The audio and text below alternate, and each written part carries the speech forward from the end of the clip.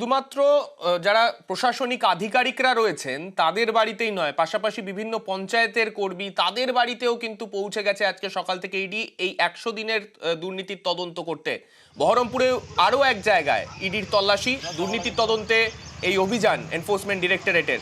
এক পঞ্চায়েত কর্মীর বাড়ি, তার নাম রথিন দে, তাকে জিজ্ঞাসাবাদ করা হয় এই তল্লাশি অভিযানে গিয়ে।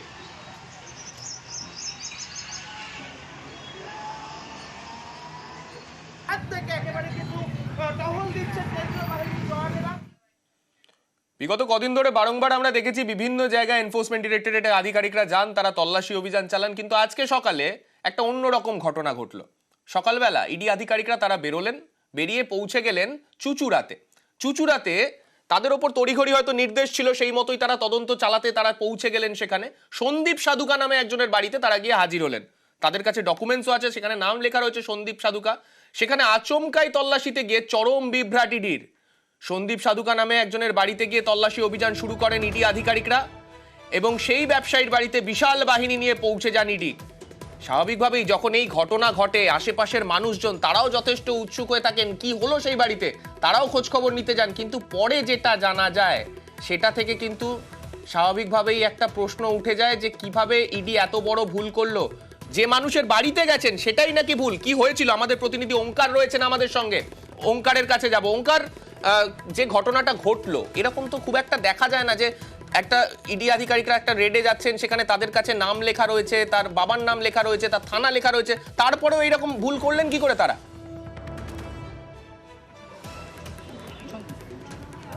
দেখো, এইরকম ঘটনা কিন্তু আরও একবার এনফোর্সমেন্ট ডিরেক্টরেটের আধিকারিকরা করেছিলেন। এর আগে কোচবিহারে এই একই রকম ঘটনা ঘটেছিল, ভুল লোকের বাড়িতে কিন্তু ইডি আধিকারিকরা পৌঁছে যান। আজকে সেই ঘটনার পুনরাবৃত্তি হলো। কি জায়গা থেকে পুনরাবৃত্তি হলো তা হচ্ছে কি নাম বিভ্রাট। সন্দীপ সাধুকা, দুজনের নামই সন্দীপ সাধুকা, এবং তারা কিন্তু এক সন্দীপ সাধুকার বাড়িতে পৌঁছে গেলেন, যিনি একজন পেশায় ব্যবসায়ী, লজেন্সের কারখানার মালিক, এবং তিনি ক্যান্সার আক্রান্ত একজন ব্যক্তি, এবং তিনি কিন্তু সেই সময় কেমোথেরাপির জন্য তিনি যাচ্ছিলেন। কিন্তু হঠাৎই এনফোর্সমেন্ট ডিরেক্টরেটের আধিকারিকরা এসে পড়ায় তারা কিন্তু হতভম্ব হয়ে যান। কিন্তু এখান থেকে একটা প্রশ্ন, যখন এনফোর্সমেন্ট ডিরেক্টরেটের আধিকারিকরা কারোর বাড়িতে তল্লাশি অভিযান চালাতে যাচ্ছেন, তখন তার যে ওয়ারেন্ট রয়েছে সেই ওয়ারেন্টে তো তার নাম লেখা থাকে। অর্থাৎ যদি নাম লেখা থাকে তার সঙ্গে তার বাবার নাম লেখা থাকবে। সেই বাবার নাম তো এক নয়, কারণ প্রথমে যে সন্দীপ সাধুকার বাড়িতে তারা গিয়ে পৌঁছন, তার বাবার নাম শচীন সাধুকা, এবং যার বাড়িতে তল্লাশি করতে আসার কথা এনফোর্সমেন্ট ডিরেক্টরেটের আধিকারিকদের, তার বাবার নাম অমল সাধুকা। এখানে যেরকম বাবার নাম আলাদা, ঠিক একই রকম ভাবে ঠিকানাও কিন্তু আলাদা। ঠিকানা শুধু আলাদা নয়, থানাও কিন্তু একেবারে আলাদা। এমনটাই কিন্তু এনফোর্সমেন্ট ডিরেক্টরেটের আধিকারিকরা আজকে ভুলবশত তারা চলে গেলেন, এবং গিয়ে সেখানে প্রায় আধ ঘন্টার উপর সময় তারা কিন্তু অতিবাহিত করলেন। আধ ঘন্টার মধ্যে প্রথম 15 মিনিট তার ছেলের সঙ্গে কথা বললেন, তারপরে 15 মিনিট তারা ভেতরে ঢুকলেন। ভেতরে ঢুকে তারা যখন শিওর হলেন যে এই বাড়িতে তারা আসতে চাননি, তখন তারপরে গিয়ে তারা কিন্তু বেরোলেন। কিন্তু সেই মানুষটার বাড়িতে, যার বাড়িতে তিনি পৌঁছলেন এনফোর্সমেন্ট ডিরেক্টরেটের আধিকারিকরা ভুলবশত, তাদের পরিবারের ওপর কি যাচ্ছে, কারণ তিনি একজন ক্যান্সার আক্রান্ত পেশেন্ট, আচমকা এরকম ভাবে এনফোর্সমেন্ট ডিরেক্টরেটের রেড, সেটা শুনে তো খানিকটা হলো তারা সামাজিক ভাবে তার একটা সম্মানহানিরও ঘটনা ঘটছে, সেটাও স্বাভাবিক। ওঙ্কার, তুমি আমাদের সঙ্গে থাকো। যে ইডি আধিকারিকরা গিয়েছিলেন আজকে তদন্ত এগিয়ে নিয়ে যেতে, তারা কি বললেন সেখান থেকে বেরিয়ে, শোনাবো। কার নাম মিশেছে বলতে পারবো না, ওনার নামটার সঙ্গে কোন একটা নাম মিশে গেছে বলে ওনার ব্যাপারে, উনি এ ব্যাপারে কোনো জানি, উনি একজন পেশেন্ট। নাম বিভ্রাট হলো, নামটা একই রকম নাম, হ্যাঁ বলছেন তো তাই। এদিকে এত বড় ভুল, সেই ভুলটা নিয়ে স্বাভাবিকভাবেই প্রশ্ন যেমন উঠছে তেমন প্রশ্ন তুলছেন যারা তদন্তের সঙ্গে যুক্ত। প্রাক্তন পুলিশ কর্তা অরিন্দম আচার্য, তিনি কি বলেছেন শোনাবো। যার বাড়িতে যায় তার নাম থাকলে হবে না, তার বাবার নাম এবং সেই বাবার নামের সাথে অ্যাড্রেস প্লাস আশেপাশে বাড়ির লোকেদের একটু জিজ্ঞাসা করতে হয় এই সেই ব্যক্তি কিনা। এখন একটা জানতে হবে যে ইডি এনফোর্সমেন্ট ডাইরেক্টরেট যারা আছে তাদের মধ্যে কিন্তু 85% হচ্ছে IRS অফিসার, IRS। যদি নাম ভুল হয়ে থাকে এটা কিন্তু একটা গর্হিত কাজ। এটা ওনাদের কিন্তু আরো স্ক্রুটিনাইজ করে একটা বাড়িতে যাওয়া মানে আশেপাশের মানুষ খুব অপমান করবে তাদের। এই তো ইডি এসেছিল, তাদের সম্মানহানি হচ্ছে। গ্রামের চৌকিদারকে দিয়ে তো আর এটা ইনকোয়ারি করতে হচ্ছে না বা এক্সিকিউট করা হচ্ছে না। যে ব্যক্তি যে ইনকোয়ারি করেছে, যে তদন্তকারী officer, he will be solidly responsible. আরো অনেক সতর্কতা অবলম্বন করে কিন্তু করা উচিত কাজ। এদিকে এই নিয়ে রাজনৈতিক তরজাও কিন্তু ইতিমধ্যে শুরু হয়ে গেছে, কেননা ইতিমধ্যে রাজনৈতিক স্বার্থেই এই ঘটনা, তড়িঘড়ি বিনা প্রস্তুতিতে এই রকম ঘটনা ঘটাতে গিয়ে, এই অভিযান চালাতে গিয়ে এই ঘটনা ঘটিয়ে ফেলেছেন, এমনটা বলছেন তৃণমূল নেতা কুণাল ঘোষ। বিনা প্রস্তুতিতে রাজনৈতিক স্বার্থে রাজনৈতিক নির্দেশে নামলে এ ধরনের প্রচুর উল্টোপাল্টা ঘটনা ঘটবে, অসঙ্গতি থাকবে, দিনের শেষে কিছু পাওয়া যাবে না, গালগল্প হবে। ইডি সিবিআই অফিসাররা কি করবেন? তাদের এখন বিজেপির মণ্ডলের নেতাদের দায়িত্ব পালন করতে হচ্ছে। ইডি যে ভুল করেছে, তাদের যে ক্ষমা চাওয়া উচিত, এই বিষয়টা বলছেন বিজেপি সাংসদ দিলীপ ঘোষও। না, এটা যদি হয়ে থাকে তা নিঃসন্দেহে ভুল কাজ হয়েছে, এটা হওয়া উচিত নয়। এত চোর একই নামের বহু লোক যেখানে যাচ্ছে, যে নেতা সবার বাড়িতে রেড হতে পারে, সবার নাম লিস্টে আছে, সেই জন্য হয়তো ভুল করেছে। আর ভুল করাটা ঠিক না, ইনফরমেশন নিয়ে যাওয়া উচিত, নাহলে ওরাও যেমন ভুল প্রমাণিত হবে। টাকা নেই, পয়সা নেই, যাচ্ছে, এটা নিঃসন্দেহে ক্ষমা চাওয়া উচিত ওদের। নামটাও আলাদা, স্পেলিংও আলাদা, নামটাই তো ম্যাচ হচ্ছে না।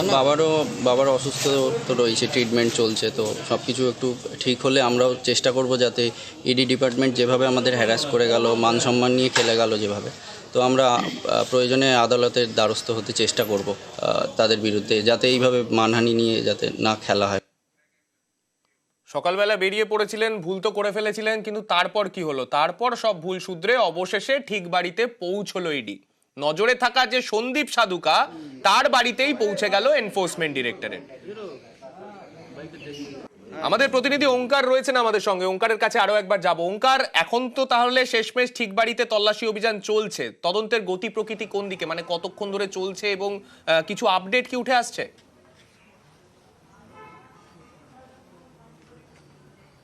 দেখো, সকালের ভুল শুধরে নিয়ে যে সন্দীপ সাধুকাকে তারা খুঁজছিলেন, অর্থাৎ এনফোর্সমেন্ট ডিরেক্টরেটের আধিকারিকরা খুঁজছিলেন, সেই সন্দীপ সাধুকার বাড়িতে কিন্তু বেলা 12:30 নাগাদ এনফোর্সমেন্ট ডিরেক্টরেটের আধিকারিকরা এসে পৌঁছন এবং এখানে পৌঁছানোর পর তারপর থেকে কিন্তু এখনো পর্যন্ত তল্লাশি অভিযান চালিয়ে নিয়ে যাওয়া হচ্ছে।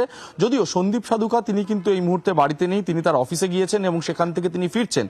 খানিকক্ষণ আগে এনফোর্সমেন্ট ডিরেক্টরেটের আধিকারিকদের সঙ্গে সন্দীপ সাধুকার কথা হয়েছে এবং তিনি যে বিষয়টি জানিয়েছেন তা হচ্ছে প্রায় ঘন্টাখানেক মতো আরো সময় লাগতে পারে তার ফিরতে, কারণ তার যে ট্রেনে করে তার আসার কথা ছিল সেই ট্রেনটি কোনোভাবে তিনি মিস করেছেন এবং তারপরেও ট্রেন ধরে তিনি কিন্তু আসছেন।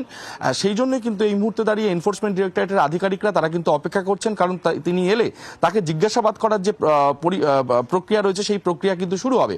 এর পাশাপাশি এখানকার স্থানীয় একজন যাকে এনফোর্সমেন্ট ডিরেক্টরেটের আধিকারিকরা নিয়ে এসেছিলেন সাক্ষীর জন্য, তিনি যে বিষয়টি জানিয়েছেন যে তার বাড়ির ভেতরে দুটি আলমারি রয়েছে, সেই আলমারি কিন্তু খুলে এনফোর্সমেন্ট ডিরেক্টরেটের আধিকারিকরা তল্লাশি চালিয়েছেন এবং তার বাড়ির থেকে কয়েকটি ফাইল পাওয়া গিয়েছে যেগুলি কি তার অফিসিয়াল ফাইল, এমনটাই কিন্তু সেই প্রত্যক্ষদর্শী তিনি জানাচ্ছেন এবং সেই ফাইল কপি করার যে কাজ সেটা কিন্তু এনফোর্সমেন্ট ডিরেক্টরেটের আধিকারিকরা যেরকম করছেন ঠিক একই রকম ভাবে সন্দীপ সাধুকার জন্য তারা কিন্তু অপেক্ষা করছেন।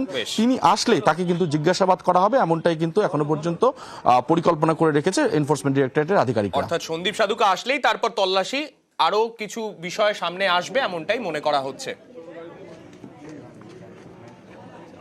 সন্দীপদা কি করে? উনি পঞ্চায়েতের কি করে?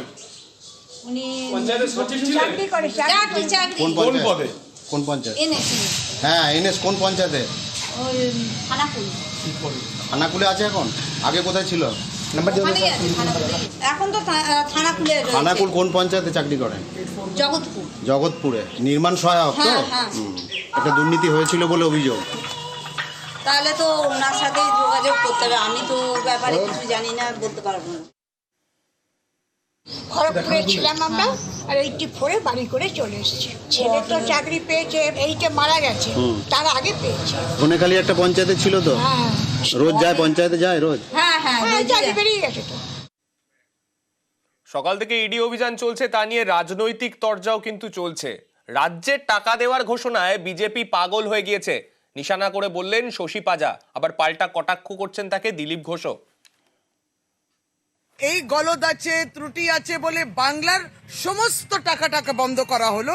ইউপি আর মধ্যপ্রদেশের ক্ষেত্রে দেখলাম, এবং অন্যান্য রাজ্যে যেখানে এই ফেক জব কার্ডস কিংবা 100 দিনের কাজ নিয়ে ত্রুটি ছিল, সেখানে কিন্তু টাকাটা বন্ধ হয়নি। এটা রাজনৈতিক উদ্দেশ্য প্রণোদিত যে তারা বাংলার এই টাকাটা বন্ধ করেছে। আসে সবটাই নিয়ে বিচলিত বিজেপি।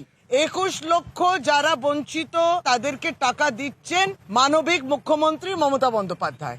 এই ঘোষণা শোনার পরে বিজেপি একদম পাগল হয়ে গেল, কেউ এদিকে ছুটছে কেউ ওদিকে ছুটছে আর কেউ ইডিকে ছোটাচ্ছে। মন্ত্রী যিনি বলছেন তিনি কি পশ্চিমবাংলায় থাকেন না, খবর দেখেন না? রোজই তো ইডির হানা হয়, যেখানে হাত দিচ্ছে সেখানে চোর, সেখানে চুরির টাকা। সেজন্য উনি হয়তো জানেন না 2,29,000 কোটি টাকা সিএজি যেটা বলেছে টাকাটা কোথায় গেল, কেন 3 বছর ধরে লোকেরা বঞ্চিত আছে, গরিব মানুষ, কেন রেশনের টাকা চুরি হয়, রেশন চুরি হয়, অ্যাক্সিডেন্টের কাজের টাকা, রাস্তার টাকা, জলের টাকা, কিসের টাকা চুরি হচ্ছে না এখানে? আবাস যোজনার টাকা লুট আর লুট চলছে। লুট করবো, চোখ দেখাবো, সেটা হবে না। হেমন্ত সোরেনকে জিজ্ঞেস করুন কি হয়, তাহলে বুঝতে পারবেন।